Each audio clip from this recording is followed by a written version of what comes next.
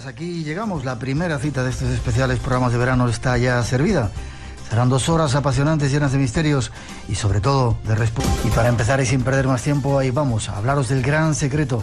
Serán algunas de las claves de este tiempo en el que estamos. Nos lo sirve Santiago Camacho, algo que comienza así.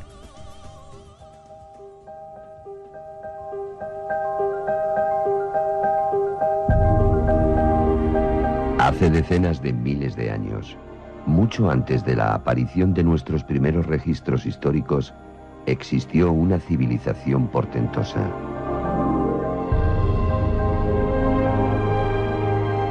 Este grupo de seres, confundidos por los pobladores de este planeta por dioses, han dejado una memoria viva en todos los pueblos del planeta, cuando no, pruebas visibles en la roca de su paso por la Tierra.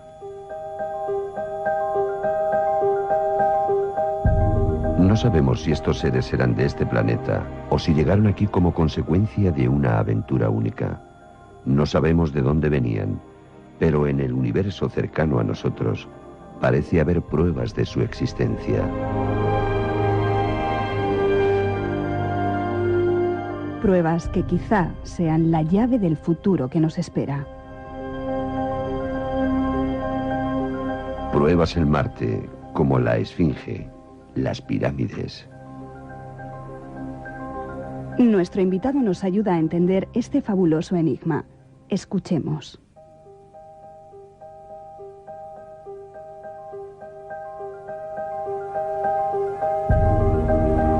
Ahí está esa primera introducción y quizá lo primero que hay que preguntarte, Santiago, ¿hubo antes gente en este planeta nuestro, dioses que no eran dioses? Pues sí, no nos cabe... ¿Lo dices así de claro? Sí, y lo digo así de claro porque no nos cabe otra conclusión en vista de la multitud de pruebas, la multitud de testimonios. Hay ahora mismo a la venta un libro magnífico de un buen amigo, que además tú fuiste uno de los presentadores de ese libro. Javier Sierra, En busca de la Edad de Oro, en el cual se hace un detalladísimo repaso de la cantidad de anomalías históricas que solo se pueden explicar de una manera, con que antes de la aparición de nuestros primeros registros históricos, hace decenas de miles de años, alguien, no sabemos si humano u otra cosa, si terrestre o procedente de otro sitio, estuvo aquí. Y estuvo aquí con una presencia tan notable que nuestros antepasados del Neolítico los confundieron con dioses. Los atribuyeron cualidades casi divinas porque veían que eran capaces de prodigios que solamente podían ser explicados para ellos, con su escaso conocimiento de las leyes naturales, de una manera sobrenatural. Esos, lo puedo decir con tanta rotundidad porque esas historias se repiten en leyendas, en religiones, en sagas míticas de todos los lugares de la Tierra, en los Vedas hindúes, en las historias de los dioses precolombinos, en la mitología asirio-babilónica, en la religión del Antiguo Egipto, se cuenta con diferentes palabras exactamente la misma historia. La historia de seres poderosos que llegaron no se sabe muy bien de dónde y que tras una extraña catástrofe o guerra o calamidad de algún tipo, su civilización se disgregó. Los supervivientes de esta Atlántida, por llamarlo de alguna manera, vamos a aceptar ese nombre de esta Atlántida, después de ese ocaso se disgregaron por todas partes del mundo y enseñaron a nuestros antepasados algunos rudimentos de su conocimiento. Ellos hicieron posibles las primeras civilizaciones. Ellos son la explicación de esos absurdos históricos, que es que una civilización como la egipcia aparezca de la noche a la mañana prácticamente perfectamente formada, haciendo sus mayores creaciones, sus mayores monumentos, y que precisamente después de ese momento culminante, sin una escalada previa coherente con lo que es un desarrollo histórico, se inicia una lenta y progresiva decadencia hasta nuestros días. Esos conocimientos han pasado de iniciado a iniciado durante decenas y decenas de miles de años. Se han convertido en nuestras ciencias ocultas de la actualidad. Se han ido contaminando de alguna manera de superstición o de creencia. Se ha ido olvidando el fundamento que a lo mejor sí sabían esos primeros creadores, y se ha conservado el rito, se ha conservado el procedimiento. El fundamento científico y real, racional, en absoluto sobrenatural de esos conocimientos, se perdió hace mucho. Es como si quedase en un mundo primitivo una sola televisión con un mando a distancia. Ya nadie sabe que el mando a distancia se acciona por un mecanismo de infrarrojos. Lo que queda es el rito de que pulsando el botón rojo salen las imágenes. Es algo muy parecido, es lo que ha pasado con nuestra astrología, con nuestra magia, con nuestras técnicas de meditación y crecimiento interior. Es que todo eso podría tener un fundamento científico, racional, que no nos tenemos que avergonzar delante de los escépticos y decir, bueno, pues a fin de cuentas es una cuestión de fe, o crees o no crees. No. Puede haber algo perfectamente racional y explicable detrás de todo esto. Eso te quería preguntar. Hasta ahora eran simplemente teorías, eran ideas que había, eran suposiciones, era fe. Sin embargo, parece que la física va a empezar a demostrar, o está demostrando, que eso es así y que eso es cierto y que hay pruebas de ello. Nos vamos antes de nada de viaje hasta Marte. Quizá toda la historia empieza en Marte. Pues es curioso porque en Marte hace mucho tiempo parece que se descubrieron unas pirámides por un lado y por otro una esfinge muy parecida a la que hay en Giza, en Egipto. No hace mucho desmintieron que aquello no eran pirámides, sino que eran montañas erosionadas, pero parece que ahí nos ocultaron la verdad, ¿no? Sí, y además esta historia, de hecho ya alguna vez la he contado aquí en el programa, ha empezado a tener un giro completamente nuevo.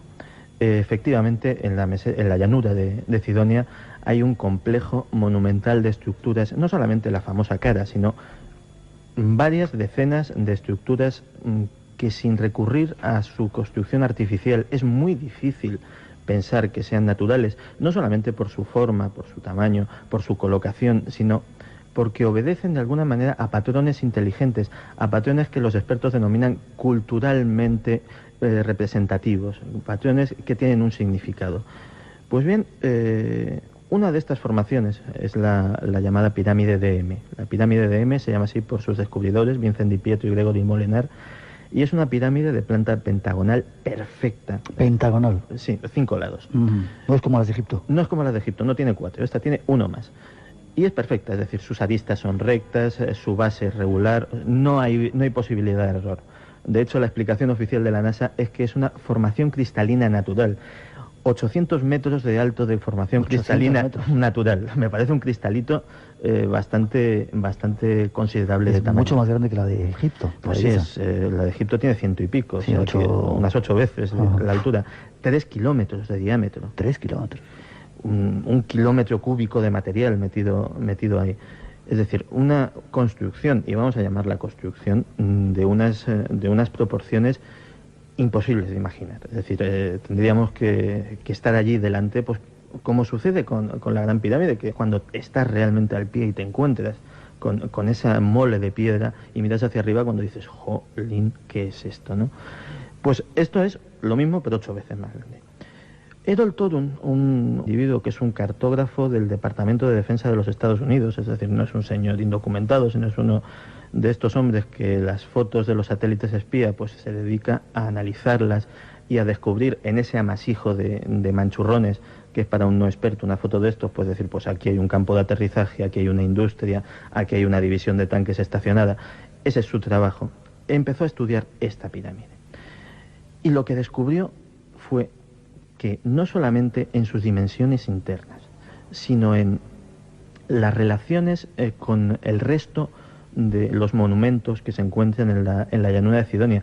Pensemos que, por ejemplo, las proporciones son tan significativas que la distancia entre la pirámide de M y la famosa cara de Marte es exactamente de un 360avo del diámetro de Marte. Esto es 1 grado. Es 1 grado exacto. Caramba, para una casualidad ya estamos hablando de muchas y muchas y muchas casualidades. Pero no solamente eso. Descubrió que ahí codificado había todo un sistema de ecuaciones científicas, todo un sistema de relaciones geométricas que apuntaban a que eso era parte integrante de un mensaje.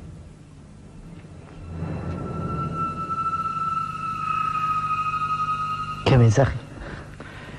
Pues el mensaje fue lo que trajo al señor Torun un poco de cabeza hasta que... Espera, sería una especie de, como contaban en Stargate, una especie de puertas que podrían comunicar diferentes dimensiones, diferentes planetas, diferentes... Eso fue una de las posibilidades que se barajó. Pero realmente si alguien se había tomado tanto trabajo en crear una serie de cosas tan enormes, colocadas de una manera coherente, Pues caramba, eso tendría que querer decir algo. Y se le ha dado vueltas durante la friolera de casi 10 años, hasta que Richard Hoagland, el mayor estudioso del fenómeno de Cydonia que hay actualmente, terminó dando con la clave y tardó luego otro buen par de años en darlo a conocer, porque él mismo no estaba dando crédito a lo que había dado. Ni más ni menos, allí estaban planteados de una manera absolutamente fiel los planteamientos teóricos, las ecuaciones y los teoremas de una antigua ciencia que se empezó a desarrollar en el siglo XIX y que, precisamente por ser demasiado avanzada para su época, pues cayó en el Museo de las Rarezas Científicas, que en su momento se la calificó de superchería que estaba avalada por físicos como Faraday, como Lord Kelvin, como Maxwell, gente que ha pasado con letras de oro a los libros de física, gente que ha aportado grandes cosas, pero que en aquel momento eran pioneros de una cosa que se llamó la física hiperdimensional. Y la física hiperdimensional, pues precisamente por encuadrar una serie de conceptos tremendamente avanzados para mediados del siglo XIX, que fue el momento en el que empezó a desarrollarse, pues ya te digo, empezó a ser considerada como una superchería científica. Fue un camino en el cual todos estos grandes científicos vieron que si lo seguían podían verse apartados de la ortodoxia académica, podían ver truncadas sus carreras, perder sus cátedras, verse sometidos a una nueva inquisición, y abandonaron todo este tema. En ella se hablaba de que nuestro universo tridimensional no sería ni más ni menos que una pálida imagen, nuestra percepción de un universo que tendría más dimensiones, 4, 5, etcétera, etcétera. No solamente vemos 3 porque somos tridimensionales, pero habría más, ¿no? Pero habría más. Llenaron pizarras de cálculos, elaboraron complejas cosmogonías, crearon topografías de objetos de 4 y de 5 dimensiones en base a las puras matemáticas y a la geometría. Es la famosa geometría neoeuclidiana que sale mucho en los relatos de Lovecraft, por ejemplo, porque era algo que estaba muy en boga en la época en que se escribieron. Pero después de todos estos logros, tuvieron que echar la carpeta a sus trabajos, olvidarlo y seguir con otra cosa. Pues bien, a 56 millones de kilómetros, en algo edificado hace probablemente millones de años, esas mismas fórmulas, esos mismos teoremas geométricos aparecían dibujados con perfecta exactitud. ¿Y por qué de repente la gente de la NASA han dicho que no había nada en Marte, que todo era mentira, que todo eran montañas erosionadas y que ahí no hay ni caras, ni pirámides, ni nada? Bueno, lo quieren ocultar. Sí, y además la NASA tiene un documento interno que se llama el Informe Brookings, que es un documento conocido, el cual planifica la política de la NASA en cuanto al posible descubrimiento de indicios de vida inteligente extraterrestre. Y las recomendaciones están ahí, o sea, no es algo consultable, es un informe conocido. Las recomendaciones son las siguientes: negarlo, ocultar la información en la medida que sea posible, y si ya no se puede más, destruirla. Se llega hasta ese punto. Destruirla, las pirámides, destruir la información, las cintas, lo que haga falta con tal de ocultarlo. ¿Por qué? La razón a la que se agarra el informe Brookings para hacer esto es sencillamente que la posible divulgación de la existencia de vida extraterrestre inteligente podría generar un caos social de tal magnitud en el cual instituciones políticas, religiosas, creencias filosóficas, sistemas morales, hasta la misma estructura económica podrían verse resentidas y podrían sumir a la humanidad en una crisis de consecuencias imprevisibles. Esa es la historia a la que se agarran, y la historia por la que nunca recibiremos una información positiva de la existencia de vida inteligente extraterrestre por parte de la Agencia Espacial Norteamericana. Ya. Sin embargo, los nuevos datos apuntan de que son realmente pirámides, de que tienen una estructura matemática lógica, inteligente, y que han debido ser construidos por seres de otros mundos. Por alguien. Desde luego hay mapas, y desde luego cuando se ve un esquema con sus líneas trazadas en el cual las proporciones geométricas son tales que no solamente se repiten simplemente trazando líneas y ángulos, sino que cuando se hacen las funciones trigonométricas, seno, coseno, etcétera, etcétera, de todas estas proporciones se mantienen. O sea, es una virguería geométrica que es una verdadera maravilla para cualquier matemático que le eche la vista encima. Ya. Hay unas cuantas preguntas que están llegando, Santiago. Por ejemplo, preguntan si existen más pirámides en el sistema solar, si hay datos de que existan más. Existen datos no suficientemente confirmados. De hecho, al que le interese esto, en Internet tiene una página maravillosa que es la página de Enterprise Mission. La dirección exacta no lo sé, pero vamos, si se pone Enterprise Mission en cualquier buscador le saldrá, que es la página del equipo de Richard Hoagland, en el cual se analizan anomalías de este tipo, no solo en Marte, sino también, por ejemplo, en un sitio mucho más cercano, como es la Luna.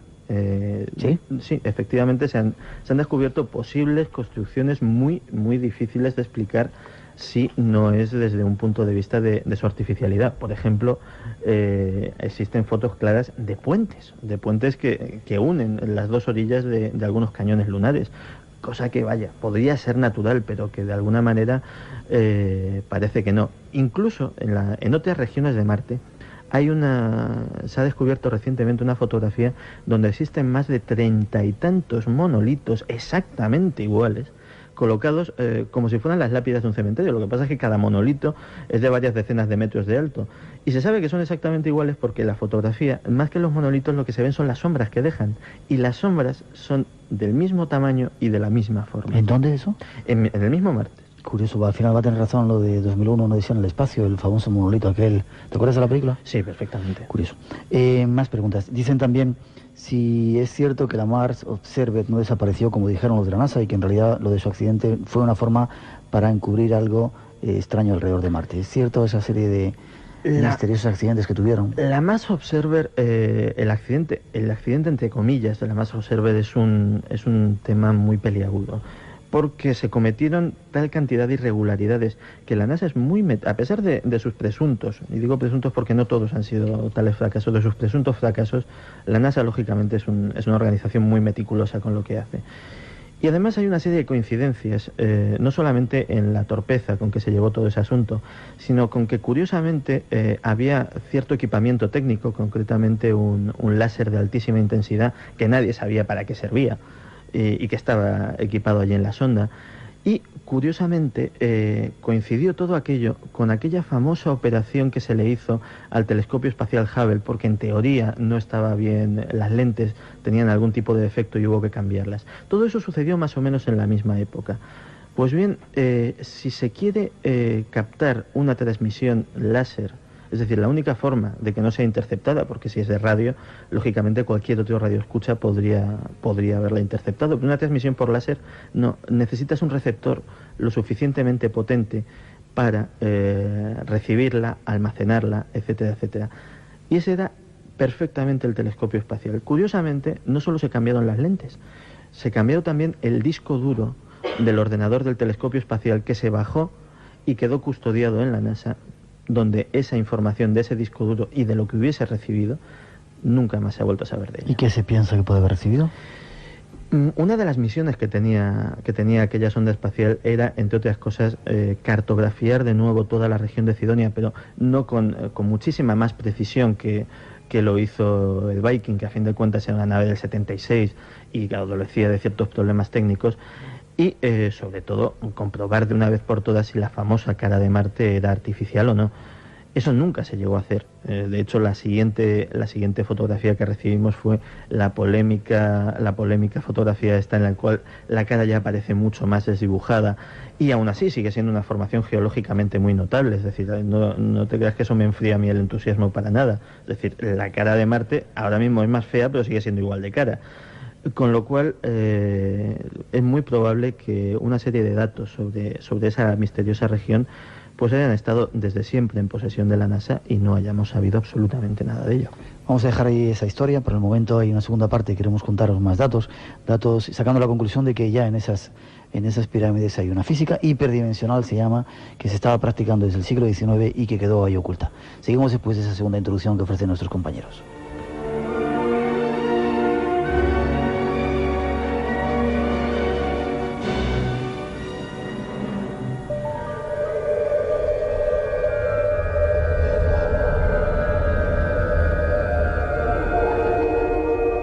Parece que existe una nueva rama de la ciencia con su consiguiente tecnología que podría llevar años de desarrollo.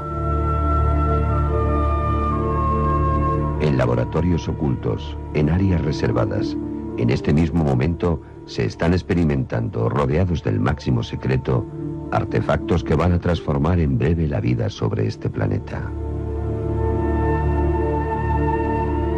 Fuentes inagotables de energías, nuevas formas de transporte, antigravedad. Todo esto que hasta ahora parecía pura invención, poco a poco se va transformando en una realidad que supera la más atrevida imaginación.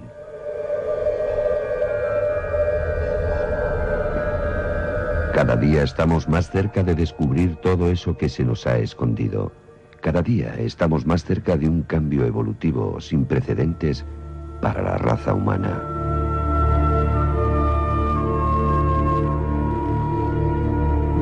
En compañía de nuestro invitado, vamos a seguir tratando de daros datos objetivos sobre este misterio.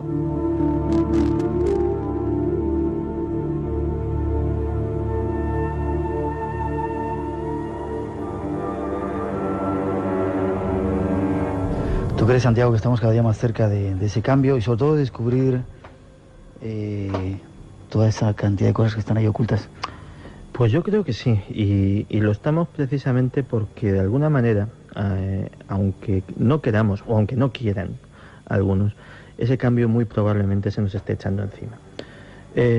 Según esos postulados de la física hiperdimensional, los planetas, el movimiento de los planetas, de alguna manera, la mezcla del momento angular, es decir, del movimiento circular de las órbitas de los planetas, en conjunto con su gran masa, provoca que haya transferencias de energía desde esas otras dimensiones hasta la nuestra. De hecho, eso es un fenómeno que ahora mismo se cataloga como anomalía científica. Hay una cosa en los planetas que se llama la radiación infrarroja anómala, que, dicho en términos llanos, quiere decir que los planetas emiten mucha más energía de la que reciben del Sol y de la que se sumaría con su propio calor interno. Esa energía tiene que proceder de algún sitio.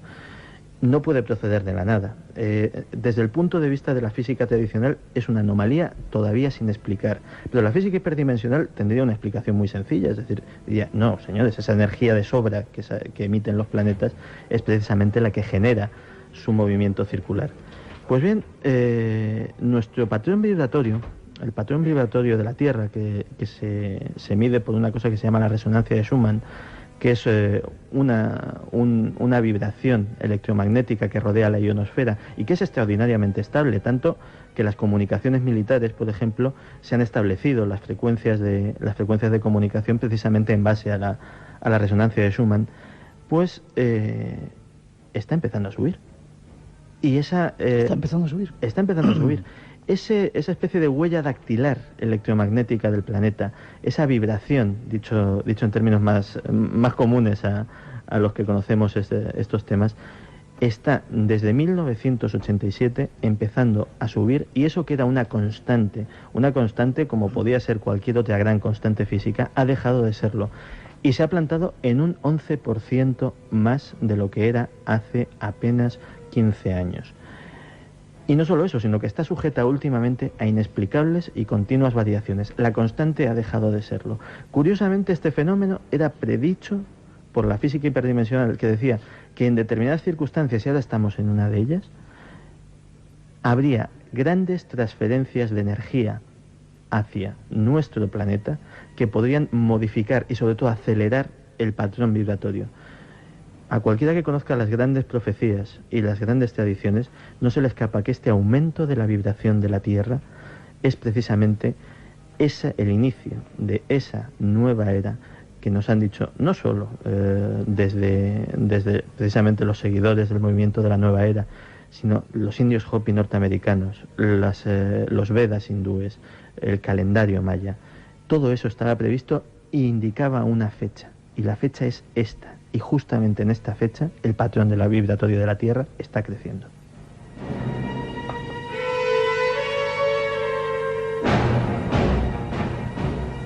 A aparcamos ese tema para el final, si te parece. Hablábamos de tecnología oculta, de una tecnología que posiblemente estuvieran desarrollando, y eso siempre nos hace pensar en Roswell o en el Área 51, en un montón de lugares norteamericanos donde han ocurrido cosas extrañas y que han dicho que no eran lo que en principio parecía.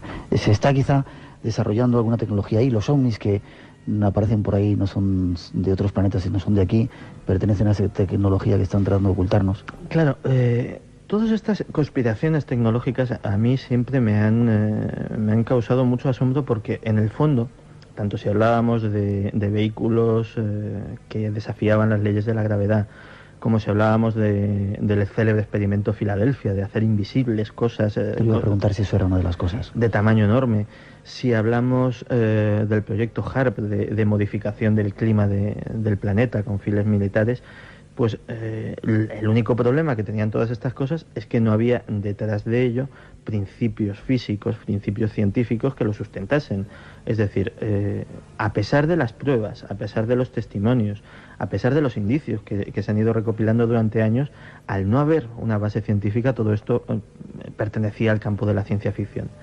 La ventaja que nos ofrece el considerar como posibilidad esta física hiperdimensional es que, curiosamente, sus postulados sí explicarían toda esta serie de cosas, sí darían un fundamento a todos estos enigmas tecnológicos de alguna manera. ¿Qué conclusión podemos sacar de ello? La conclusión es muy sencilla. Cuando en nuestras universidades están más ocupados en mantener la ortodoxia científica casi como si fuese una religión, en no salirse de los cauces estrictos de lo que dicta la tradición y el método científico, pues los científicos militares y los técnicos en estos temas son mucho más prácticos, y la ortodoxia científica como que les trae sin cuidado y lo que quieren son resultados. Es curioso cómo los trabajos de Nikola Tesla, un genial investigador de principios de este siglo, que entre otras cosas nos dio la corriente alterna con la que enchufamos nuestros aparatos de todos los días, y que era un firme creyente en la existencia no solo de otras dimensiones, sino en nuestra capacidad de contactar y de aprovechar lo que pudiéramos sacar de ellas. Pues los trabajos de Nikola Tesla han sido estudiados, saqueados, las patentes compradas y acaparadas. ¿Por quién? Por el Departamento de Defensa de los Estados Unidos. Es curioso cómo un hombre como Wilhelm Reich, que fue otro gran visionario de este siglo, de principios de este siglo, fue perseguido sistemáticamente en vida por el FBI, que yo creo que es una agencia que tiene muy pocas atribuciones científicas, que yo sepa, por cosas tan sencillas como que decir que había descubierto un generador de energía que, en base a unas fuerzas, a unos aparatos de formas geométricas, que son precisamente estas mismas formas geométricas que aparecen en la región de Cidonia, pues sacaba una energía que él llamaba orgón, que generó toda una filosofía alrededor de ello, que eso ya es más o menos discutible, pero que la energía estaba ahí y existía.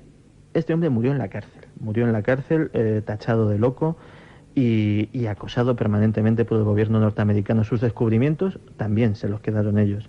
Pues puede ser que durante estos últimos 50 años alguien haya estado trabajando en ello, alguien haya estado como una hormiguita reproduciendo esos experimentos, perfeccionándolos y, quién sabe, llegando a qué resultados. Por ejemplo, hablas de antigravedad, como si fuera ya un sistema que se pudiera estar desarrollando en la Tierra. ¿Puede ser así? Sí, puede ser así. De hecho, además tú lo sabes bien, cuando hablábamos antes de los antiguos dioses y de las grandes construcciones que levantaron en todo el mundo, curiosa, en Polinesia, por ejemplo, es donde hay leyendas que hablan de que estos dioses hacían levitar las piedras, y hacían levitar las piedras en base a la utilización de sonidos, incluso se describen algunos diapasones extraños. Eso se está haciendo, es decir, la utilización de determinadas frecuencias sonoras en unos aparatos que se llaman cámaras de levitación para hacer levitar objetos es un principio físico conocido, es decir, no es algo que asuste ni nada por el estilo. Pero si empezamos a precisamente perfeccionar ese principio físico, esa utilización del sonido, más un plus, más otra cosa, más algo procedente de estos conocimientos que apenas podemos atisbar, Pues a lo mejor resulta que los cachivaches que los aficionados que se reúnen en el área 51, al lado del célebre buzón negro, a fotografiar cosas y que de repente sacan películas de vídeo y ven bolitas blancas que suben, que bajan, que hacen cosillas, pues a lo mejor no son tan marcianos y son procedentes precisamente de la culminación de estos trabajos. Pensemos que no es tan extraño, es decir, que se haya ocultado un conocimiento así. Cuando se desarrolló la primera bomba atómica, el proyecto Manhattan, ni siquiera los que estaban trabajando en el proyecto Manhattan, y aquello movió miles de operarios, sabían lo que estaban haciendo. Es decir, uno decía, yo levanto una torre, a mí me digan que haga un barracón aquí, yo llevo esto. Había un núcleo de apenas una docena de personas que sabía realmente lo que se estaba fabricando allí. Es más, cuando en Nuevo México se estalló la primera bomba atómica, a los testigos presenciales que lo vieron desde las poblaciones de alrededor, se les dijo, primero, que allí se había estrellado un meteorito y que por eso se había levantado esa nube de polvo. Pero después ya, cuando aquello no coló, directamente se les dijo que habían sufrido una ilusión óptica, una alucinación colectiva y que se olvidaran del tema. La población de los Estados Unidos se enteró de la existencia de la bomba atómica después que los japoneses se enteró, horas después de que Hiroshima fuese bombardeada.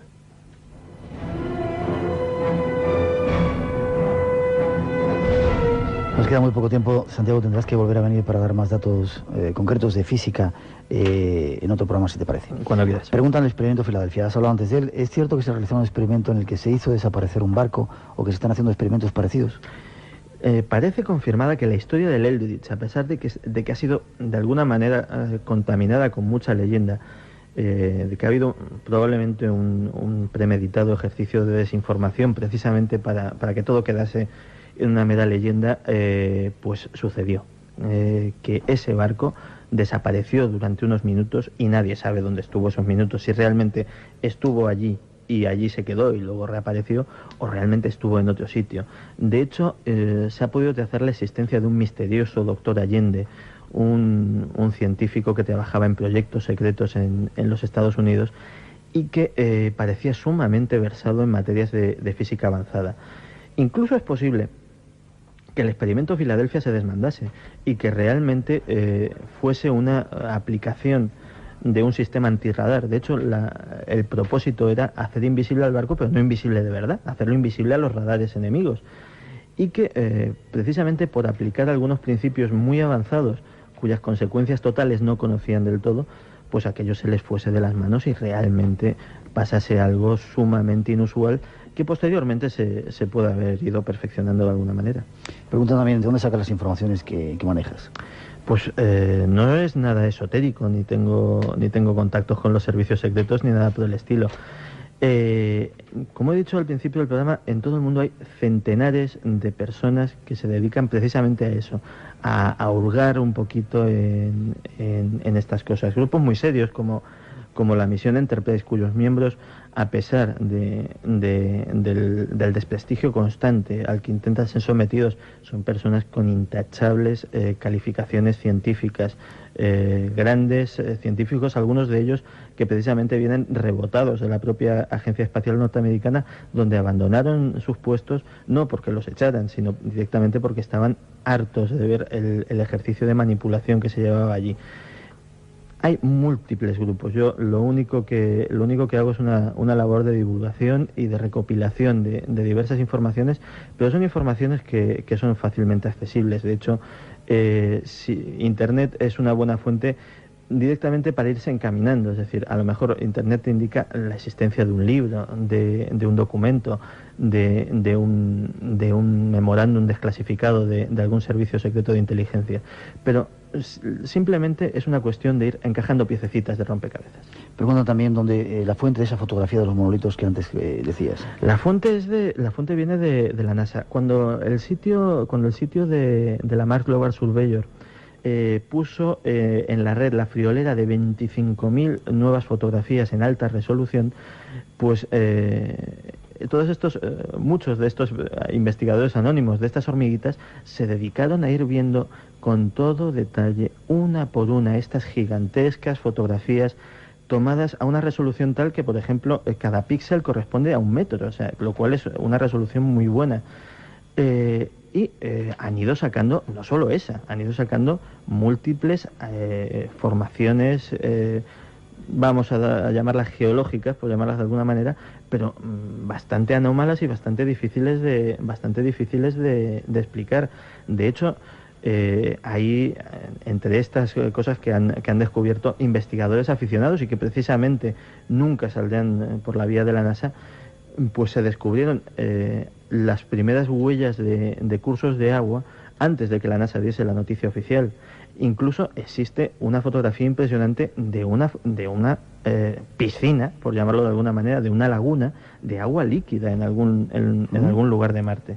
Además que se aprecia con total nitidez, porque son gente, ya te digo, aficionados con mucho entusiasmo, y que con sus escasos medios, pues entre otras cosas, pues se dedican a analizar las fotografías, a pasarlas por diferentes filtros informáticos.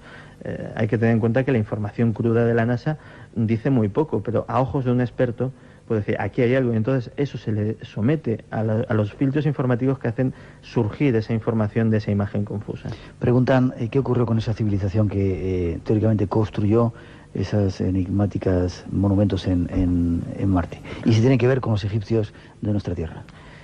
Pues es una muy buena pregunta. Es posible. Desde luego esa civilización ya no está. Y de alguna manera... ¿Estará por ahí esperando para regresar y vendrán de nuevo?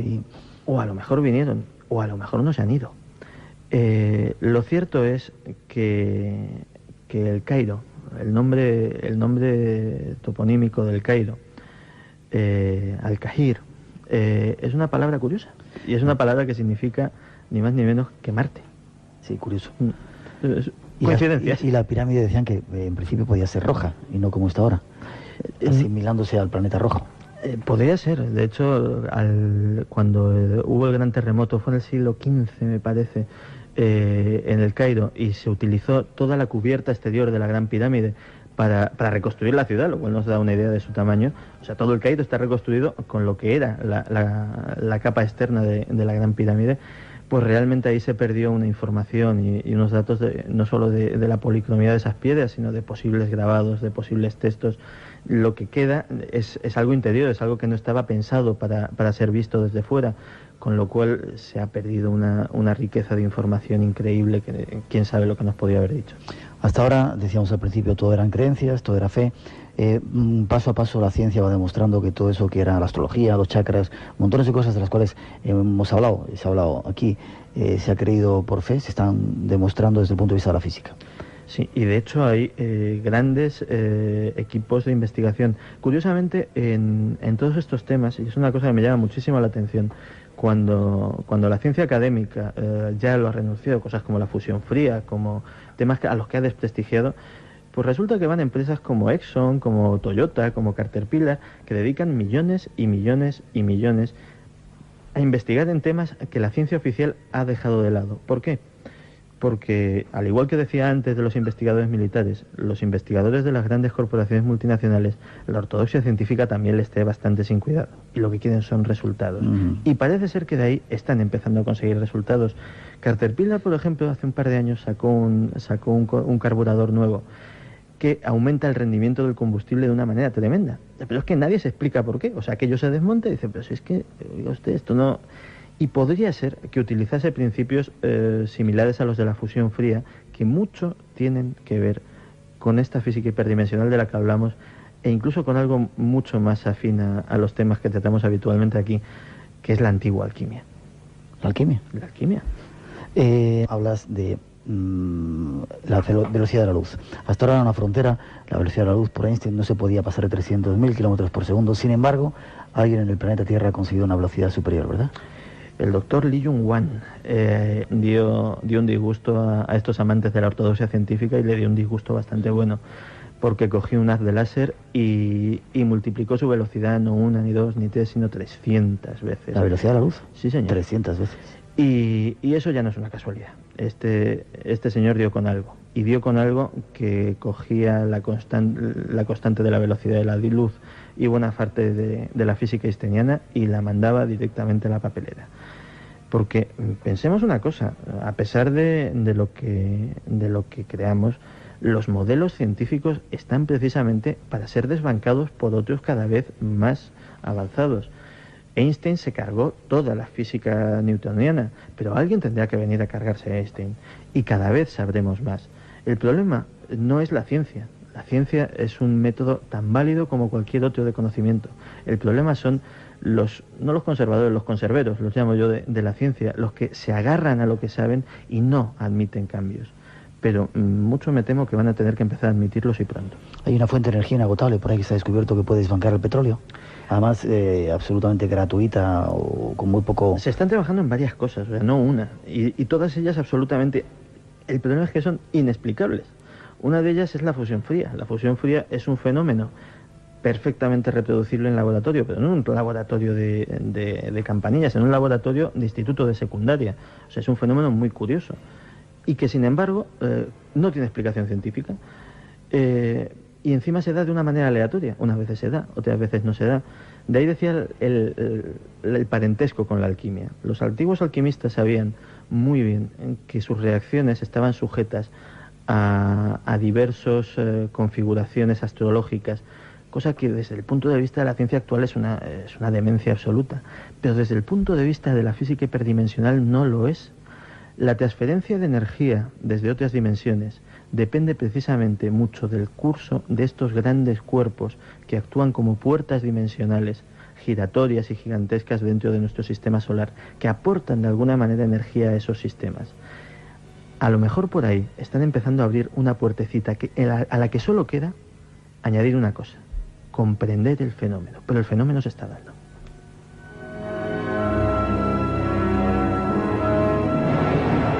Conclusiones. Santiago, estamos viviendo una nueva edad de oro. Con todo este avance de la ciencia, de la tecnología, ¿estamos volviendo a vivir una edad de oro? Todavía no. Y todavía ¿Nos estamos acercando a ello? Y sí, y nos estamos acercando a ello porque no lo estamos viviendo porque alguien está muy empeñado en que no la vivamos. Pensemos que si todo esto es muy bonito, energía gratis, una nueva tecnología, etcétera, etcétera, pero hablando en plata, todo esto mandaría directamente a hacer puñetas todo nuestro sistema social tal y como lo conocemos ahora. Y a los que están interesados en mantener el statu quo eso no les interesa. Pero, como decía antes, en algún sitio están pasando fenómenos muy raritos. El patrón vibratorio de la Tierra está subiendo. Psicólogos de todo el mundo están empezando a descubrir un fenómeno que les está dejando perplejos, que es que los niños que están haciendo últimamente, cuando se les somete a test de inteligencia, están estadísticamente y de una manera inexplicable dando resultados mucho mayores que las generaciones anteriores. Y no digo los niños occidentales, que bueno, que pueden tener los videojuegos, la televisión, diferentes estímulos. No, eso sucede en países en vías de desarrollo, en países subdesarrollados, en todos sitios.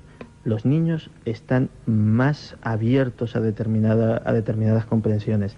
Algo está sucediendo y ese algo o lo aceptamos o nos superará.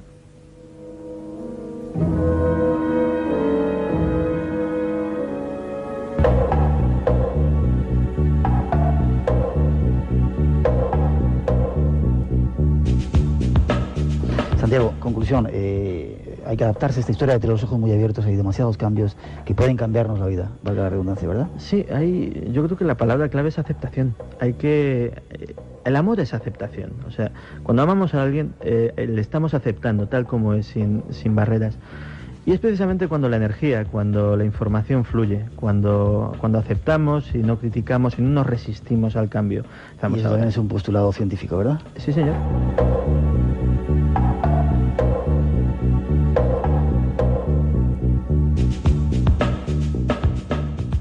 Te invitamos a entrar en un mundo único. Espacio en Blanco. Mucho más de lo que puedas imaginar. En Radio Nacional de España, con Miguel Blanco.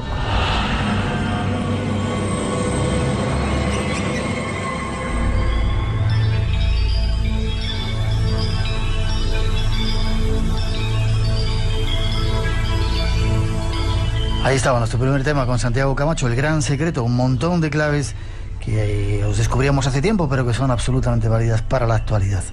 Si continuamos, hay un segundo tema esperando que nos va a llevar a un viaje por todo el mundo acerca de cómo ven las diferentes culturas la muerte. Don José Vallejo nos lo va a servir y este es un pequeño avance para que no os lo perdáis.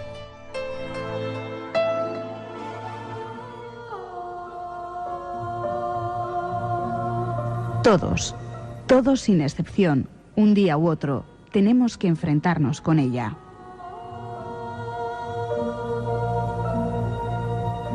Es un misterio que no distingue entre ricos y pobres, entre poderosos y humildes. Filósofos, médicos, científicos han intentado escudriñar sus misterios, pero hasta ahora no han obtenido una respuesta válida. Para muchos es el principio de un nuevo viaje, de una nueva existencia. Para otros es el final, el desenlace de nuestro paso por este planeta. Nos referimos al mayor misterio natural del ser humano, a la muerte. Y esta noche, en estos minutos, queremos, con la ayuda de nuestro invitado, enseñaros las diversas caras de la muerte. Escuchemos.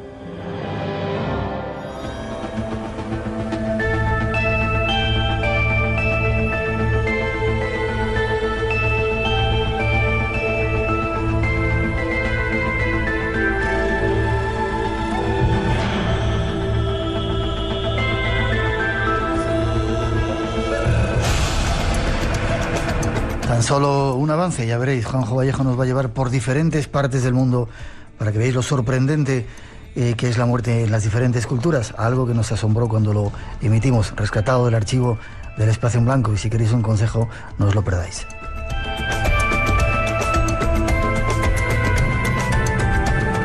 El email, por si queréis contactar con nosotros, espacioenblanco@rtve.es, y nuestra página web, hay un montón de temas ahí interesantes, y sobre todo el podcast de Radio Nacional de España, por si queréis volver a escuchar los programas a cualquier hora, cosa que hacen desde muchos puntos del mundo.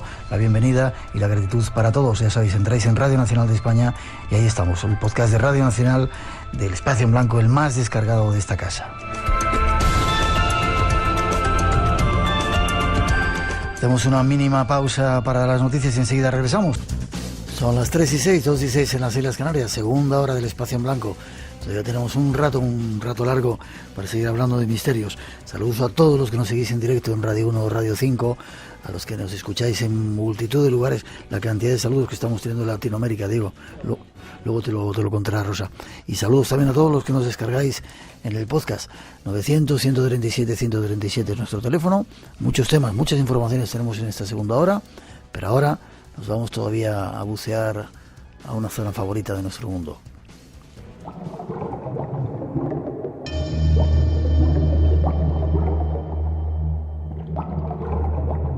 Continuamos haciendo camino a la búsqueda de restos de antiguas civilizaciones. Nuestro siguiente destino es Alejandría. La llamada ciudad de los 1000 palacios, fundada por Alejandro Magno y otras legendarias ciudades de la región canópica de Egipto, se hundieron en el agua y el fango. Todo se hundió, incluyendo el palacio de Cleopatra, situado en el mítico Portus Magnus de Alejandría, el mayor instrumento de poder que había en el mundo en aquel momento. Los palacios y templos que han encontrado los submarinistas en las oscuras y contaminadas aguas de la bahía de Abukir son los más grandes que se construyeron nunca en Egipto. Eran obras colosales. El peso de estos edificios y el desplazamiento del agua hicieron que ciudades como Heraclión y el Portus Magnus de Alejandría se hundieran. Pero aún quedan algunos restos. Nuestros invitados han estado tras su búsqueda. Tuvisteis... Déjame que sigamos con Claudio. Claudio. Sí. Sigues ahí, ¿no? Sigo ahí. ¿Fuisteis a bucear a Alejandría, al puerto de Alejandría? Fuimos a bucear precisamente al puerto de Alejandría y fuimos a localizar los restos de una de las 7 maravillas del mundo, del Faro de Alejandría. Y finalmente pudimos localizarlo y pudimos bucearlo a placer. Y visteis el avión que está allí en el puerto y todo aquello que hay por ahí también. Un avión japonés, decían, ¿no? Británico. Británico. Y bueno, hay un avión británico hundido y después hay restos también que de hecho no están excavados, no están estudiados arqueológicamente en profundidad sobre el antiguo palacio de Cleopatra. Hay unas esfinges de mármol rosa y hay ánforas, hay muchísimos restos en el fondo de la bahía. ¿Cómo fue la experiencia, Diego? Pues mira, fue un poco una mezcla de emociones, porque con todas las expectativas que teníamos también, la logística del lugar tampoco era la más adecuada, pero tuvimos, como bien dice Claudio, unos primeros buceos maravillosos en el Faro de Alejandría, donde los pudimos ver a placer. ¿Vistes el faro? Todo lo que ahí hay, todo el templo anexo a ese faro, grandes columnas, capiteles, unos monolitos enormes tallados que seguramente fueran las bases del templo, cientos y cientos de piedras que se acumulaban, ¿no? Ahí, y era impresionante porque nos reíamos, Claudio y yo, porque tú te peleas buscando por aquí en arqueología en la península, encuentras un resto de un capitel y es como, bueno, es el descubrimiento del año. Y allí no sabes qué capitel mirar, ¿no? Tienes tantos restos que es alucinante, ¿no? Y en la bahía de Alejandría, en el puerto principal, vimos ánforas, vimos restos, pero teníamos una visibilidad malísima, fue un buceo muy complicado, la visibilidad no era ni medio metro, o sea, imagínate, íbamos sin ver absolutamente nada y aún así conseguimos localizar ese avión hundido, algunas ánforas bastante grandes, y eso solo al principio, porque teníamos en mente un poco esta expedición, si me permites meter la cuña, gracias a Maxter Extreme, que fueron unos chicos que nos echaron una mano con un material para poder salir adelante en este viaje. Queríamos ir más lejos, no solo quedarnos ahí, sino ir hasta Abukir, a la bahía, para ver ese Heracleón, y más allá, si quieres ahora te cuenta Claudio, hasta Naucratis, que es donde surge ese mito de la Atlántida, que yo creo que muy pocos han ido allí ni saben dónde está, y ahí es donde está la ciudad original donde surge todo esto. Sí. Claudio, espera, te pregunto antes, ¿eran los edificios más grandes jamás construidos en Egipto lo que está todavía ahí hundido en esa bahía?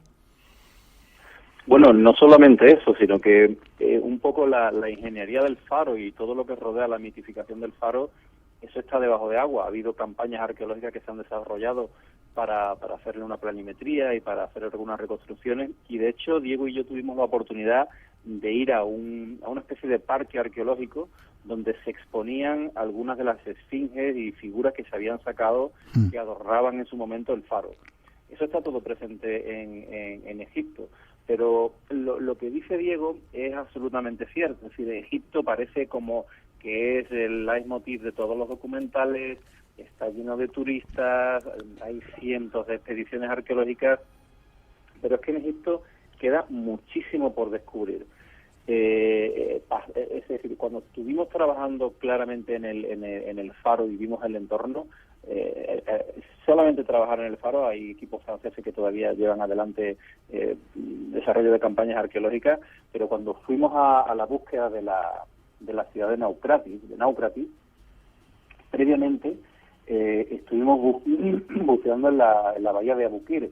Aquel día fue un día horroroso porque el tiempo estaba muy malo, y fuimos navegando hacia lo que es la antigua ciudad de Heraclión, también conocida como Tonis. Es una ciudad que fue descubierta por el arqueólogo Frank Goudio y ha sido excavada, declarada además por la UNESCO como patrimonio, y digamos toda una ciudad completa que se encuentra debajo de agua en la bahía de Abukir.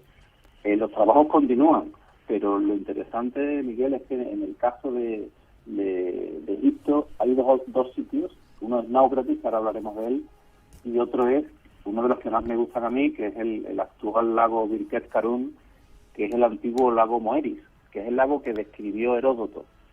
Es decir, no perdamos la perspectiva de que existe al norte de Al-Fayum, en el centro de Egipto, de la zona norte de Egipto, llegando a unos 73 kilómetros, 80 kilómetros del Cairo, existe un lago que actualmente tiene 10 veces menos el tamaño que tenía en el Neolítico.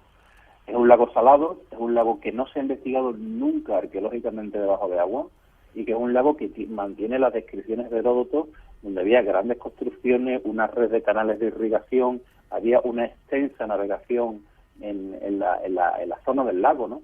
Y digamos, todo lo que es la obra que rodea el lago para su canalización, estamos hablando de la dinastía 12.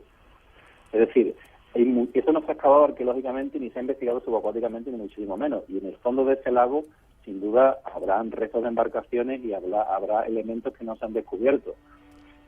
Como bien ha explicado Diego, uno de los grandes problemas que teníamos en Egipto era el tema logístico. Es decir, Egipto en aquel momento, como se sabe, actualmente ha descendido mucho el turismo, la logística del turismo ha bajado.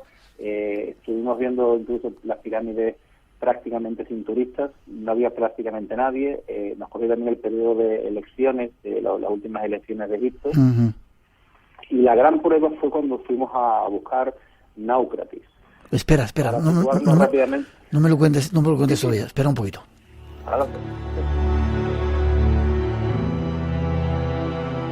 Se enfadan los oyentes cuando os corto. 5 minutos tenemos para que me cuentes, porque vas a venir a España y te quiero traer al estudio para que nos cuentes algo más de esto. ¿Qué es esa ciudad?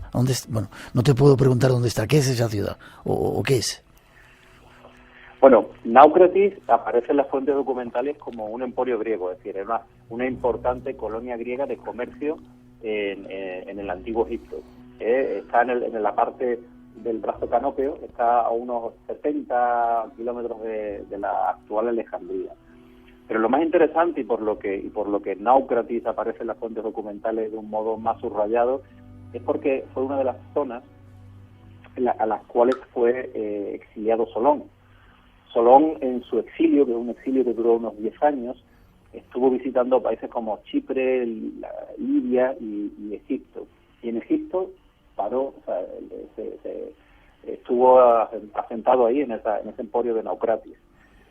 Fue en Egipto donde Solón recibió de parte de los sacerdotes el relato de la Atlántida, ¿no? Lo que es un poco el relato legendario de la Atlántida. Ese relato se lo llevó Solón a Grecia, fue además, se lo contó a su sobrino Critias, y Critias a su vez se lo contó a Platón, y Platón, digamos, lo escribió de una manera alegórica en sus diálogos Timeo y Critias, ¿no? Entonces, ¿qué sucede? Sucede que, ¿dónde está esa Náucratis? ¿Dónde se ubica? ¿Dónde tiene su desarrollo urbanístico? Pues bueno, cuando fuimos con Diego la aventura fue tremenda, porque llegar a Náucratis fue como llegar a ningún sitio. Es decir, Náucratis no existe, ¿verdad? En aquel momento... Sí, o sea, que eso, cuéntalo, Diego, o sea, para mí fue alucinante porque llegamos a un sitio que estamos hablando que en el antiguo Egipto era una zona absolutamente navegable, llegó a ser un lago y actualmente pues nos encontramos con una especie de lagunas absolutamente secas en medio de la nada y rodeado de cultivo, ¿no? Cuéntanos, sí, Náucratis Diego, era un poco, en la época era el puerto principal de la época, la principal colonia, la primera colonia griega que se asentó allí, un puerto de comercio, el principal puerto de comercio de la época, y hoy día es, digamos, el mundo rural más cerrado y más rural, ¿no? De Egipto, ¿no? Nadie conocía el sitio. Nosotros teníamos apenas, leyendo los estudios arqueológicos que se habían hecho, el único que nosotros conocimos, a base de unas puras coordenadas, intentamos llegar a lo que parecía la laguna de Náucratis. Pero claro, llegar en transporte hasta allí preguntando a la gente fue toda una odisea que, claro, de hecho tuvimos muchos problemas porque cuando nos vieron desembarcar allí a Claudio y a mí, la gente se puso nerviosa, allí no va nadie, ningún turista, vino policía, nos empezó a registrar y nos echaron de allí, del lugar. Fue un poco decepcionante porque no nos dieron ni la oportunidad de explorar un poco el terreno y ver lo que era, ¿no? Pero bueno, habíamos pisado el sitio donde surgió el mito. Lo interesante, Miguel, es que el caso de Náucratis es que durante un tiempo fue el único puerto autorizado por los griegos para que los comerciantes griegos que venían de Occidente, o sea, que venían de la península ibérica, que venían de toda la zona actual marroquí y Túnez, tenían obligación de parar en ese puerto para pagar impuestos. Qué era un emporio griego de primera magnitud, era el único puerto utilizado en el Nilo donde podían parar los griegos durante un periodo de tiempo. Y actualmente no se sabe ni dónde están sus ruinas, es decir, se encontraron sus ruinas o los restos, se hizo una excavación arqueológica a finales del 19, como en el 1880, y actualmente eso no está puesto en valor y no se conoce nada. De hecho, tuvimos la oportunidad de hablar con un arqueólogo egipcio que nos decía que eso era un lugar arqueológico absolutamente olvidado y que ahí no iba nadie en absoluto. Y bueno, forma parte un poco de esta aventura, de esta exploración que hicimos en Egipto, ¿no? Fuimos a lugares de esas características, ¿no? Queda mucho por descubrir. Casi os despido.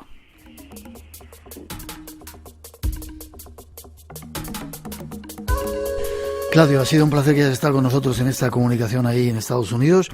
¿Forma de contacto? ¿Tienes alguna página web o algo?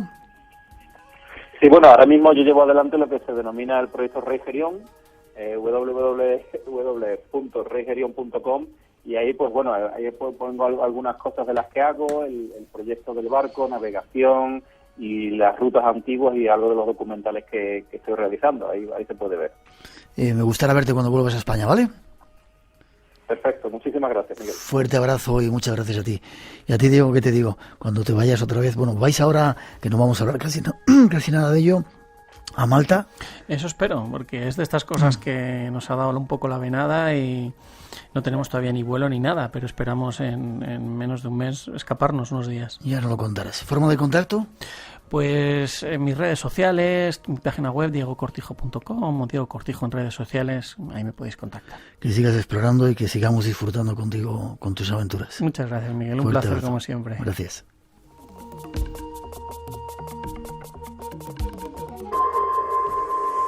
Espacio en blanco. Creamos universos sonoros para viajar y soñar hacia el más allá. Con Miguel Blanco, en Radio Nacional de España. Soy vuestro amigo senegales. Os mando un saludo desde Senegal para todo el equipo de Espacio en Blanco y para todos los oyentes de Espacio en Blanco también. Y os deseo lo mejor porque vuestro programa me ha acompañado muchas veces por la noche. Que seáis felices y que sigáis para adelante con vuestro programa que siempre me ha encantado. Muchas gracias por haberme acompañado muchas veces por las noches. Gracias a todo el equipo de Espacio en Blanco y a todos los de Radio Nacional de España también. Muchas gracias y que sigáis para adelante y que nada os pare. Gracias. Adiós. Chao.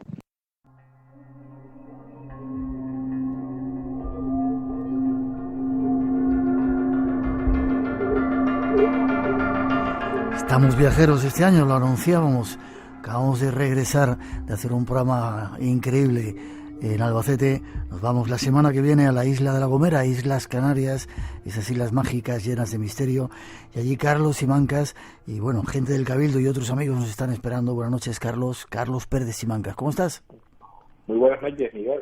Un placer saludarte. Estás saliendo en el Espacio en Blanco, ¿eh?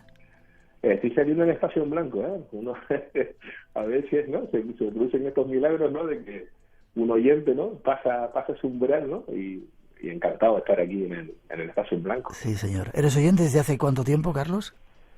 Pues, si mal no recuerdo, de los 11 años. Me parece que fue en una regata colombina. Mi abuelo me dejó en la radio, mi abuelo es radioaficionado. Sí. Y puse la radio y estaba con él y escuché por primera vez el programa y ahí hasta ahora, o sea, desde los 11 años soy oyente. Joder, qué bien. Y gracias a ti eres un poco el embajador y el artífice de que vayamos a la isla de La Gomera, la única isla canaria que yo no conozco, no he tenido tiempo de ir y va a ser un placer. Muchos misterios nos esperan allí, ¿verdad, Carlos? Sí, La Gomera es una isla que a poco que se rasque un poco la superficie empiezan a aparecer muchos misterios que se entroncan con otros misterios. Por ejemplo, tenemos la luz de la Vega Abajo, que se parece mucho a la luz de Mafasca, una luz que tú has hablado mucho en tu programa. Uh-huh. Pero verás que tiene muchas similitudes la luz de la Vega Abajo, la luz de la Dama, pero con la particularidad de que aquí el último recuento que hicimos eran unos 175 testigos oculares que vieron esa luz entre el año 82 y el año 84, que sí, fue cuando tuvo su mayor digamos, su mayor esplendor, ¿no? Esplendor, ajá. Así que vas a ver otro tipo de misterios. Tenemos los irguanes, que son como los tilicenas, una serie de perros negros, pero aquí de manera son más antropomorfos, son bípedos. No me digas que... ¿Sí, bípedos? Sí, bípedos. A ver si va a ser lo que me salió a mí la isla de La Palma. Bueno, pues vamos a contar, porque aquí se asemeja, tú lo has contado en algunas ocasiones, pues se asemejan pasa que aquí se ven a la plena luz del día. Tenemos el perro rajita, que es un perro que aparece en la zona de la dama, por debajo donde aparece la luz de la dama. Tenemos los hombres de cabeza de perro en la zona de Majona. Ya verás que están muy vivos. Hasta tenemos también el gran caso de Luciano Arzola en Imada, donde una veintena de testigos acorralaron a uno de estos seres, incluso abrieron fuego, y aquel ser explotó en luz y desapareció, ¿no? ¿Qué me dices? Sí. Vale, no cuentes más, que escuchen el programa.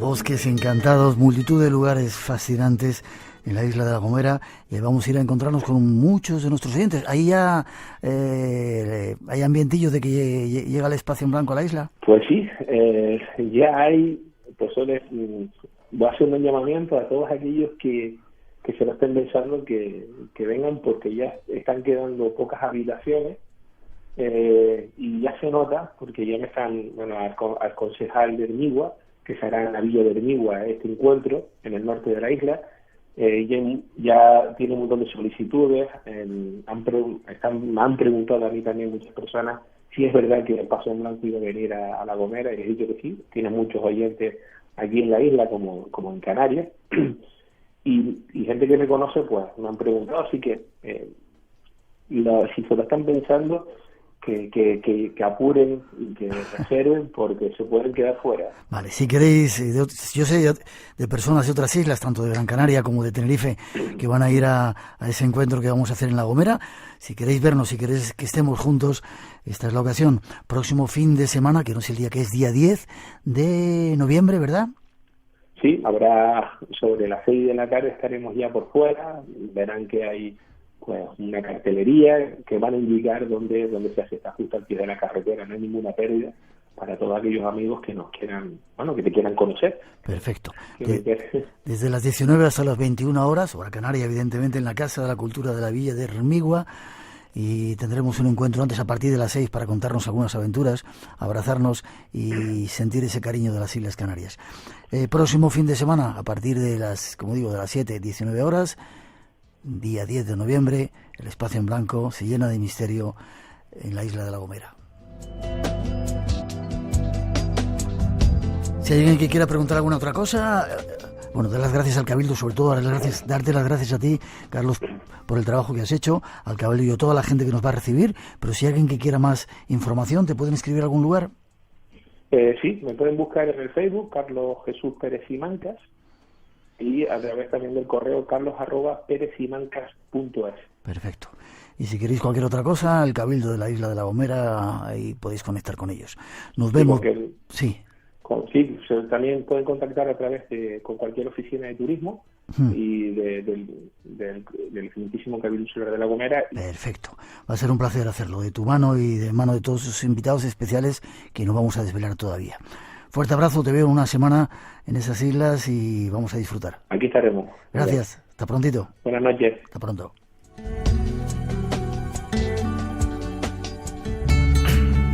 Vivimos conscientes de aquello que hay que hacer. Cuadros que mirar, canciones que recordar, playas tranquilas, la vida. Venga la vida, con Lara López. Esquinas en las que despedirse, emociones. Un viaje que nunca hacemos solos. Un viaje virtual en el que ideas, conceptos, acontecimientos. Para llenar una maleta ligera de transportar. Junto a los que pelearon por convertirnos en lo que somos. Venga la vida, los domingos a las 7 de la mañana.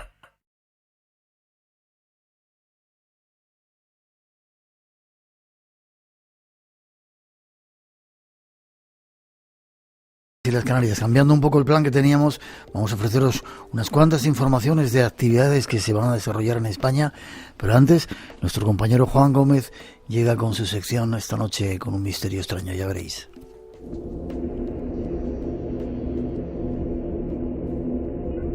Muy buenas noches a todos. Hoy en el Espacio en Blanco vamos a conocer uno de los casos de desaparición más controvertidos y al mismo tiempo menos conocidos para el gran público. El enigma que ahora nos ocupa lleva 40 años sin ser resuelto, un misterio que involucra a la aviación civil australiana y que desde luego sobrecoge, no solo por el hecho en sí, en este caso la desaparición de una avioneta y su piloto, sino por la inquietante conversación que mantuvo ese piloto con la torre de control de Melbourne, justamente hasta el mismo instante en donde se perdió la comunicación y por consiguiente todo rastro de la nave y su ocupante. Una comunicación que quedó transcrita en los archivos de la aviación australiana, que derivó en una investigación de 4 años, cuyos mensajes finales esta noche vais a conocer. Para eso nos trasladamos a la tarde del sábado 21 de octubre de 1978. Frederick Valentich, un joven piloto de apenas 20 años, decide realizar un vuelo con su avioneta Cessna modelo 182L desde la localidad de Moorabbin hasta la isla King, en un recorrido de apenas 235 kilómetros. Lo que no sabía Valentich es que ese iba a ser su último vuelo. Viajamos junto al propio Frederick Valentich para intentar averiguar su incierto destino. Son las 19 horas, 6 minutos, 14 segundos.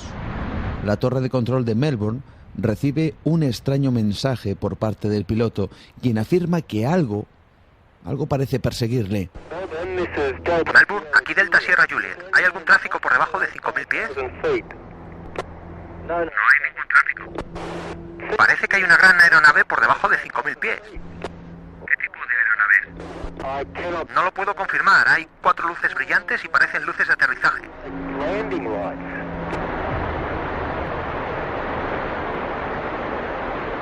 Desde ese instante y durante varios minutos, Valentich se informaría en repetidas ocasiones que esas luces se acercaban y se alejaban hacia su avioneta. Luces que no podía identificar con ninguna aeronave convencional que él conociese. Luces que a gran velocidad subían y bajaban, orbitando su avión en movimientos increíblemente rápidos. La aeronave me acaba de pasar por encima a unos 1.000 pies. ¿Hay alguna aeronave militar por la zona? No hay aeronaves en la zona. Parece que está jugando conmigo. Vuela por encima de mí.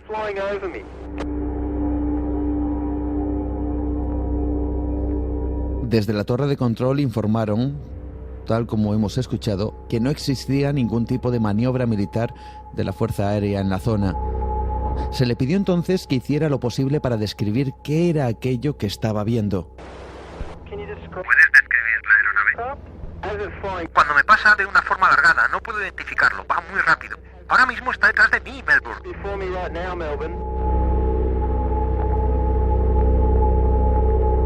Frederick Valentich comunica a la torre de control que el extraño objeto cada vez se acerca más, moviéndose arriba y abajo, pero siempre persiguiendo a su avioneta. Es justo en una de esas aproximaciones cuando puede informar de más detalles de aquello que está viendo en ese momento. ¿Cómo de grande es el objeto? Parece que se ha parado. Ahora mismo está orbitando. El objeto está orbitando justo encima de mí. También tiene una luz verde y algo metálico que brilla en la parte externa.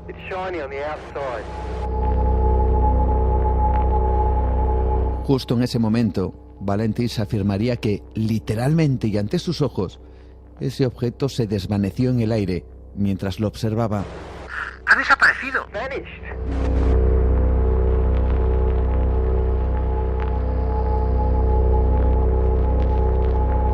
¿Qué estaba ocurriendo? ¿Qué era aquello que parecía perseguir al joven piloto Frederick Valentich?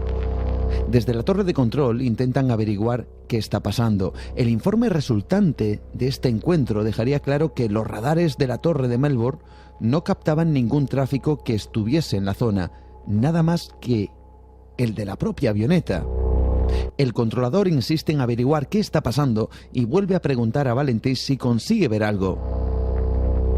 Bien, este que vais a escuchar sería el último e inquietante mensaje que mandaría el piloto a la torre de control. Con una última frase, una frase inacabada que desde luego alimenta el misterio. Desde la torre le preguntan si puede ver otra vez el objeto y esta fue su última respuesta. ¿Sigue la aeronave contigo? La extraña aeronave me está rondando por encima otra vez. Me está rondando y no es una aeronave. En ese instante se perdió toda conexión con Frédéric Valentish. No es una aeronave. Su avioneta jamás llegó a su destino y nunca fueron encontrados ni el aparato ni su ocupante. Casi de manera inmediata se envió un equipo en su búsqueda. Incluso se utilizaron 3 barcos con equipos de rastreo marino, un avión militar P-3 Orión, más de 8 aviones civiles, y se abarcaron más de 1000 millas cuadradas. Pero no dio ningún resultado, por lo que se llevó a cabo una investigación promovida por el propio Centro de Operaciones del Departamento de Transportes de la Marina Australiana para intentar averiguar qué había ocurrido. Lo curioso de todo esto es que el informe de la investigación no salió a la luz hasta 4 años después y fue guardado en los Archivos Nacionales de Australia bajo un manto de secretismo que a día de hoy se conserva. Algunos investigadores pudieron acceder al informe, que consta de 315 folios, donde se determina la falta de explicación para la desaparición de Valentish. Un informe en el cual se nombra constantemente la palabra UFO, OVNI. Incluso uno de los archivos revela cómo el propio padre de Frédéric creía efectivamente que su hijo había sido secuestrado por una nave de origen desconocido. Lo cierto es que 20 minutos antes de la comunicación con la torre de control, un vecino de la zona realizó una extraña fotografía donde aparece una sombra envuelta en una suerte de nebulosa, suspendida en el cielo, cerca del mismo punto donde Valentish desaparece. Un equipo de investigadores recogieron testimonios de personas que aseguraron haber visto los erráticos movimientos en el cielo de una luz verde. Incluso un testigo, a unos 2 kilómetros de distancia, describió ver una luz verde que seguía al avión de Valentish. Otras explicaciones afirmarían que el piloto quizás se desorientó, que pudo incluso volar al revés y ver sus propias luces reflejadas en el agua, hasta estrellarse. Otros apuntan al suicidio e incluso otra teoría, como la propuesta por el astrónomo y piloto retirado de la Fuerza Aérea de Estados Unidos, James Megaham, que dice que Valentish pudo ser engañado por la ilusión de un horizonte inclinado y que esas luces pudieran ser Venus, Marte y Mercurio. Sea como sea, lo cierto es que a día de hoy el informe de la investigación tiene un gran halo de hermetismo y, tal como hemos comprobado, no hay forma de localizar el informe en los archivos nacionales australianos, por lo que existen voces que acusan a los responsables de su destrucción. Sea como fuere, el enigma de la desaparición de Frédéric Valentish sigue sobrevolando una zona que, por cierto, ya había sido protagonista de la desaparición de barcos y accidentes desde al menos el año 1797 y de aviones militares que sobrevolaron la zona y jamás fueron encontrados. De entre todos, el caso Valentish sigue manteniendo el misterio de lo que pudo ocurrir precisamente ese 21 de octubre de 1978 y su última conversación. Una conversación que alimenta la teoría de que somos visitados y no estamos solos. ¡Ha desaparecido! ¿Sigue la aeronave contigo? La extraña aeronave me está rondando por encima otra vez. Me está rondando y no es una aeronave.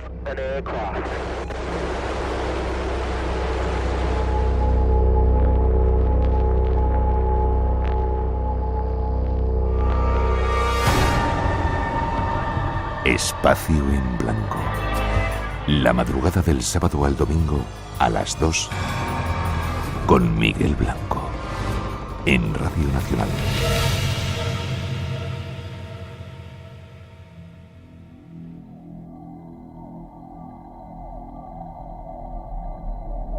Tres y 38, 2 y 38 en las Islas Canarias. Seguimos en directo después de esa entrega que nos ha hecho nuestro compañero Juan Gómez, de esa extraña desaparición. Vamos con otro compañero, Lorenzo Fernández, que nos anuncia la llegada a España de personajes muy importantes en el mundo del misterio.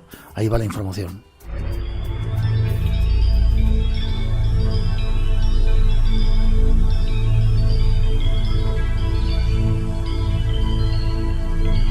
Y vamos con más informaciones, en esta ocasión con un nuevo congreso que se celebra ahora aquí en Madrid, Congreso Enigmas y Misterios de la Historia, creo que se llama. Lorenzo Fernández, director de la revista Año Cero y Enigmas, nos cuenta algo. Buenas noches, Lorenzo. ¿Qué tal, Miguel? ¿Cómo estás? ¿Lo he dicho bien? ¿Congreso de Misterio y Enigmas de la Historia o lo he dicho mal? Tú lo has dicho bien, lo que pasa es que en el cartel lo han puesto mal. Ah, vaya. Sabes que tengo poderes. Ya lo sé, por eso te lo digo. Mira, este es el 5º Congreso de Misterio y Enigmas de la Historia. Vale, 5º Congreso. Vamos a decir días, porque ya queda muy poquito tiempo para que ocurra. Pues es que falta muy poquito, porque el Congreso se va a celebrar los días 17 y 18 de noviembre, es decir, dentro de nada. 17 y 18 de noviembre, ¿lugar? Hotel Nuevo Boston de Madrid. Hemos cambiado la ubicación de otros años, pues previendo precisamente que este año, en base al cartel que tenemos, iba a venir mucha más gente, así que hemos agrandado el espacio. Lorenzo, cuéntame un poco los ponentes que van a estar en el Congreso. Viene gente muy importante y de cosas que nos gustan mucho, como pirámides y esfinges y demás. Cuéntame. Mira, aparte del elenco habitual de ponentes españoles, ¿no?, entre los que se encuentran Clara Tahoces, Laura Falcó, Josep Guijarro, Miguel Pedrero o, por supuesto, el gran Enrique de Vicente, pues te puedo decir que este año, para conmemorar este 5º aniversario, ¿no?, pues lo que se ha hecho es también ir a ponentes internacionales, ¿no?, gente que tiene ya un cartel bastante importante y desde hace mucho tiempo. De hecho, te puedo decir que estamos hablando, por ejemplo, de geólogos e investigadores internacionales como Robert Scott, por ejemplo, y hay que decir que además es la primera vez que viene a España. Culpable, entre comillas, y gracias a Dios, de que se retrotraiga la cultura egipcia mucho más atrás de lo que se cree cuando uno ve esa esfinge. Raymond Moody viene también, ¿no?, el padre de la vida después de la vida. Exactamente, hay que decir que estamos hablando de una persona que se ha dedicado a investigar y publicar, ya lleva más de 12 libros, ¿no? Ha confirmado que es la última vez que viene a España, es decir, es la última oportunidad de poder verlo en nuestro país, hablando de un tema tan sumamente sensible como es el de la posibilidad de que después de esta vida haya algo más. Le debo una paella a Raymond Moody, a ver si se la puedo llevar en este congreso, ¿vale? De acuerdo, claro que sí, hombre. Eso no lo sabías tú. ¿Quién más viene también a hablar también creo que de Egipto?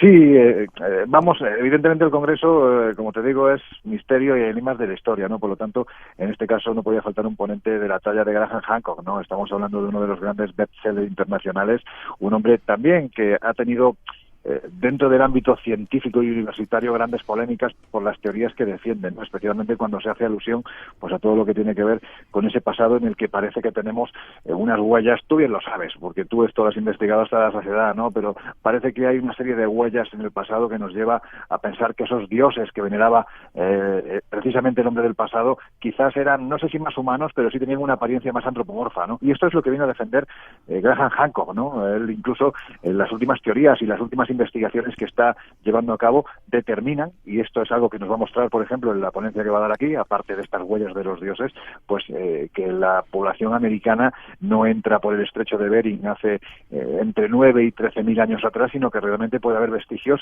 que nos hablen de una población ya asentada, casi podríamos hablar, Miguel, de una humanidad perdida hace 130.000 años, que es una auténtica barbaridad. Reescribiendo yo la historia con un nuevo cariz y alumbrando un montón de misterios. Plantel de lujo en ese congreso, enseguida damos más información. Día 17 y 18 de noviembre, Hotel Nuevo Boston de Madrid. ¿Forma de contacto, Lorenzo, o página web para más información? Pues mira, es muy fácil, porque toda la información la tienen tanto en revistaenigmas.com, todo junto, www.revistaenigmas.com, como en congresomisterio.es. Es así de fácil, congresomisterio.es. Ahí están todos los datos y ahí, pues incluso si les apetece venir, simplemente tienen que pulsar un botoncito y inmediatamente quedarán inscritos. Congresomisterio.es. Perfecto, un placer. Nos veremos allí, si no antes, y será un placer compartir con esos personajes de lujo que llegan para aportar nuevos datos sobre esa historia que nos han contado de manera extraña. Ojalá, Miguel, porque compartir tiempo contigo eso sí que es un lujo. Un abrazo fuerte, amigo. Igualmente, hasta prontito. Hasta pronto.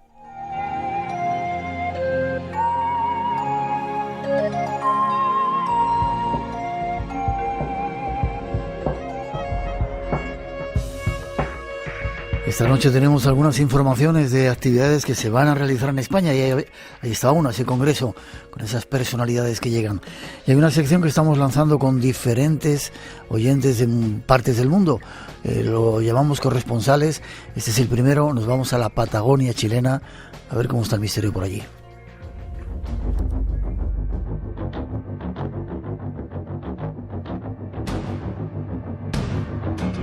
Uno de nuestros corresponsales en el mundo, Rodrigo Sáez, en la Patagonia chilena. ¿Hace mucho frío por ahí ahora, Rodrigo? Mira, estamos entrando a la primavera. Ha tocado una primavera un poco, sí, bastante, digamos, y esperando que suban un poco las temperaturas, porque el invierno ha estado bastante largo. Bastante largo. Pero ¿a cuántos kilómetros estás de Santiago de Chile? A 1100 kilómetros. 1100 kilómetros. Al sur. ¿Y desde cuándo escuchas el Espacio en Blanco? Mira, yo creo que deben ser hace unos 3 años atrás. Vale. ¿Y cómo se ve el mundo del misterio? ¿Hay un interés en la zona donde tú estás? ¿A los chilenos les interesa este mundo de los misterios? Mira, en Chile, la verdad, como somos un país pequeño, de pequeña población, y en un lugar que donde termina el mundo, como decían los antiguos, hay muchos mitos y mucha mitología. Ajá. Un lugar de piratas, veo tú. ¿Querías contarnos alguna cosa del Valle de Elqui? ¿Dónde está el Valle de Elqui? Mira, el Valle del Elqui está ubicado al norte de Santiago, alrededor a 350, 400 kilómetros al norte de Santiago, en la sección de los valles transversales de Chile. Y el Valle del Elqui es un valle transversal, digamos, que tiene mucha historia y mucho tema místico por el tema astronómico. Ajá. Y por su ubicación. Es un lugar muy especial, muy especial. Tiene una vibración muy especial. ¿Historias de piratas también se han dado ahí en esa zona? Sí, hay un sector ahí que es la bahía de Coquimbo, que es una bahía muy amable, digamos, para la recalada de buques, y que desde antiguo ahí se cuentan y hay tesoros escondidos y ahí llegaban bucaneros y piratas a recalar a esa zona. Uh-huh. Chile también tiene fama, algunos de sus montañas, por avistamientos de ovnis. Sí, hay mucho en esa parte de avistamiento, hay zonas muy, como dicen los ufólogos, muy calientes. De hecho, esta semana fuimos noticia mundial con el tema de los ovnis que se observaron al frente de Antofagasta. Ajá. 5 o 6 aviones que vieron una extraña luz, ¿verdad? Sí, fue muy interesante porque fue un fenómeno que se produjo en el 7 de marzo de este año y se filtró el audio esta semana de los pilotos que vieron este objeto en conjunto. Y para terminar la historia, místicos y yogis conectados con el Tíbet también en esa zona por donde tú te mueves. Sí, mira, en el Valle del Elqui, allá hay todo un tema místico porque hay toda una concordancia con el Tíbet y hay todo un cuento ahí que han venido de yogis, digamos, a colocar escuelas, y hay un tema del Valle, hay muchas escuelas de yoga y escuelas de pensamiento y de relajación y todo ese asunto. Yeah. Y por acá, por el sur, también hay mucho de esas escuelas que han llegado no hace mucho acá a Chile. Y para terminar, Rodrigo, ¿te ha pasado a ti alguna historia extraña? ¿Por qué te gusta esto del misterio? Mira, porque me gusta por un tema de cultura, por un tema de saber dónde vivo, y cosas extrañas, no me han pasado muchas, digamos, pero las acepto, digamos, en términos de observación, y siempre ando buscando, digamos, fenómenos que puedan ser ajenos, digamos, a la cultura que nos lleva hoy día, esta cultura de masa, digamos, siempre ando buscando información, y eso me interesa, digamos. Cosas, como tú dices, extrañas no me han pasado, la verdad. No me ha tocado la suerte todavía de ver fenómenos de ovni. Prepárate. Sí.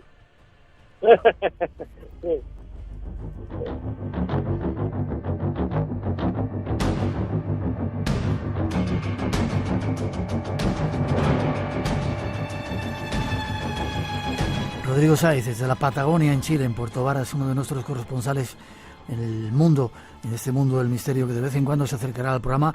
Rodrigo, te doy las gracias profundamente y ojalá algún día podamos visitar esos lugares de tu mano. Gracias a ti, Miguel, y gracias por llamar. Un gusto hablar contigo, un honor, y gracias por el programa y el trabajo que hacen. Muy buen programa y muy ameno. El honor es nuestro que estés con nosotros. Un abrazo fuerte, estamos en contacto. Igual, un abrazo, Miguel, y en una de esas me toca estar por allá a mí. Me encantará, hasta prontito. Sigue el misterio en Espacio en Blanco con Miguel Blanco. La madrugada del sábado al domingo a las 2 en Radio Nacional de España.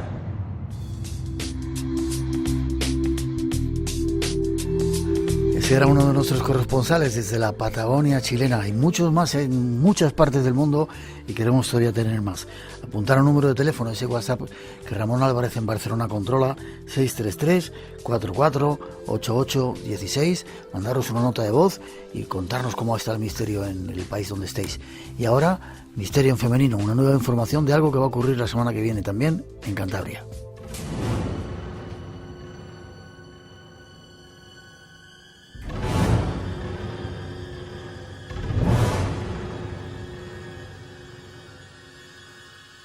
Y llega el momento de conectar con nuestro compañero colaborador Miguel Ángel Ruiz, ingeniero de telecomunicaciones y cosas esas muy serias. Buenas noches, don Miguel. Muy buenas noches. En esta ocasión nos vamos hasta Cantabria, pero no para hablar de esas cosas que tú nos cuentas, sino para dar informaciones, ¿verdad? Efectivamente, por parte de, de una asociación que hace ya unos años me reclutó, por así decir, la Asociación Amigos del Misterio de Cantabria, y que tenemos un congreso anual desde hace unos años, estaríamos en la 3ª edición. Este año queremos presentaros a todo el mundo, todos los oyentes del Espacio en Blanco, un congreso que creemos que es realmente especial, algo pionero y que hasta donde yo sé no se había hecho, creo, nunca en nuestro país. Vale, no desveles mucho más todavía. Es curioso porque últimamente hace años, ¿no? Era muy difícil encontrar lugares en España donde se hicieran congresos, donde hubiera temática de misterio seria. Últimamente en multitud de lugares de España, y vosotros, gracias a vosotros, a ti, Miguel Ángel, allá en Cantabria está reuniendo un grupo de especialistas muy especial, y ahora le toca el turno al poder femenino. Al poder femenino, efectivamente. Desde hacía algún tiempo, en esto que vienen a ser los mentideros del misterio, es decir, las redes sociales, ¿no? Había un cierto sector que cada vez que se hacían congresos, pues se quejaban de que si estaban monopolizados por hombres, si siempre somos los hombres los que divulgamos, etcétera, etcétera. Y bueno, en la Asociación Amigos del Misterio hicimos un poco de autocrítica, ya teníamos un par de congresos, 3 a nuestras espaldas, y pensamos que por qué no dedicábamos un congreso monográfico, un congreso de misterio, pero un congreso de misterio monográfico de mujer, es decir, un congreso dedicado a las investigadoras del mundo del misterio. Qué bien. Bueno, pues dime fechas. Bueno, pues estamos hablando de 10 y 11 de noviembre, dentro de poquitos fines de semana, y que será el primer congreso de mujeres investigadoras del misterio, se va a hacer en el Hotel Oyuela, que está en la avenida Hoteles número 7 de Santander, a escasos metros del Sardinero. ¿Hotel Oyuela? En la avenida Hoteles número 7 de Santander. Cerca del Sardinero, me dices. Muy cerquita. Vale. Un sitio realmente espectacular. 2 días.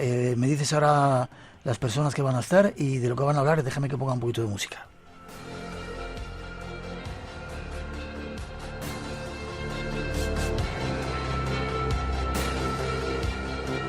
...10 y 11 de noviembre en Santander, Hotel Oyuela, el poder femenino, me gusta llamarlo así, no sé si a ti te gusta, el poder femenino en el misterio. ¿Con qué personas van a estar? Bueno, pues tenemos un plantel absolutamente de lujo. Tenemos una investigadora / divulgadora cántabra, es de aquí de Santander, que se llama Patricia Prida, y que nos va a hablar un poco de las mujeres malditas de Hollywood. Para continuar tenemos a alguien espectacular que no necesita presentación, Silvia Casasola, presentadora de La Rosa de los Vientos. Luego después tenemos a la investigadora extremeña Israel J. Espino, con una conferencia verdaderamente espectacular en la cual hace una comparativa entre las folclores de Cantabria y Extremadura. Para seguir la tarde, después sigue a también extremeña y una gran mujer de la comunicación, Lourdes Gómez, periodista, con una conferencia que lleva por título Folclore y Ufología. Y para cerrar, para clausurar este gran congreso, tenemos a la historiadora de la UNED, Ana Vázquez Ois, con una conferencia que se llama Mujeres y Diosas en la Antigüedad. 10 y 11 de noviembre, Hotel Oyuela en Santander, entrada libre, ¿verdad? Gratuita, pero hay que llevar 1 kilo al menos de comida no perecedera y a disfrutar del poder femenino en el mundo del misterio. Miguel Ángel, es una pena porque esa fecha estamos en La Gomera y no podemos estar ahí, pero si no, nos encantaría. Enhorabuena. Bueno, sabes que tenemos más posibilidades de congreso para contar contigo más adelante. Será un placer. ¿Forma de contacto? ¿Tenéis página web para dar más datos? Tenemos una página web, es www.asociacionamigosdelmisteriodecantabria.com, y si no, en Facebook también, Asociación Amigos del Misterio de Cantabria, nos pueden localizar perfectamente. Tenemos un evento creado con todos los datos. Perfecto, enhorabuena por el trabajo, va a ser todo un éxito y ahí está nuestro apoyo y nos apuntamos a la próxima, el poder femenino en el misterio. Qué grande. Fuerte abrazo. Fuerte abrazo, Miguel. Te veo en Cantabria, hasta pronto.